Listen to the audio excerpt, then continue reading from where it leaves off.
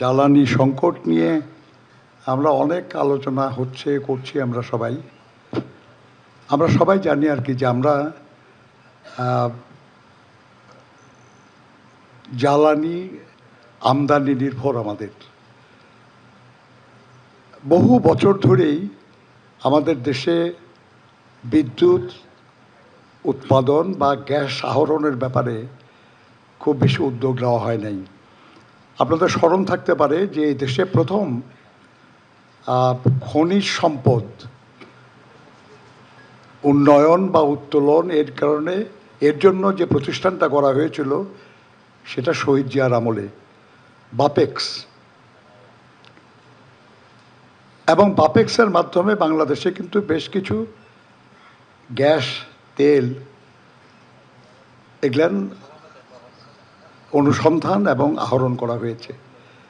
এই প্রতিষ্ঠানটাকে দুর্বল করে ফেলা হয়েছে, অনেক দুর্বল। বিশেষ করে গত 15, 16, 17 বছরে আপনার একেবারেই অকার্যকর করে ফেলার ব্যবস্থা হয়েছে। আপনি বিদ্যুৎ এবং জ্বালানি এমন এক বিষয় যে আপনি চাইলেই খুব দ্রুত সমাধানের বিষয় না এটা।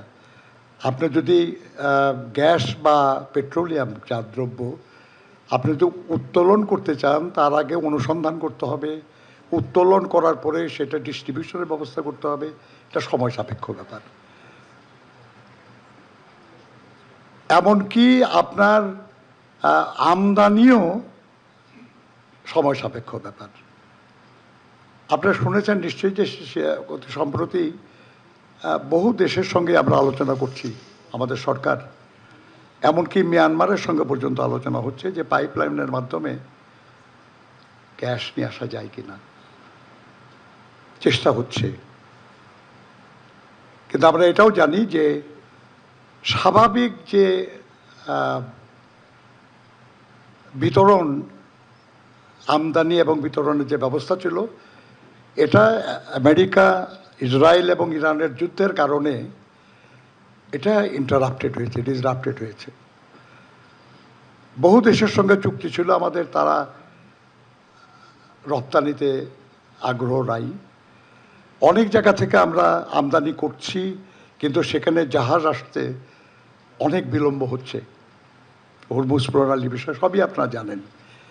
এর ফলে জনগণের কিছু কষ্ট হচ্ছে।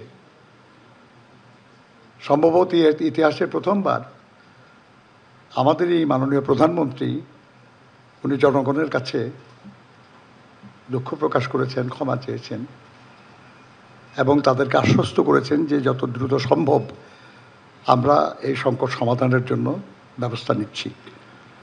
প্রায় 40,000 কোটি টাকার মতো এডিশনাল বরাদ্দ দিতে হয়েছে।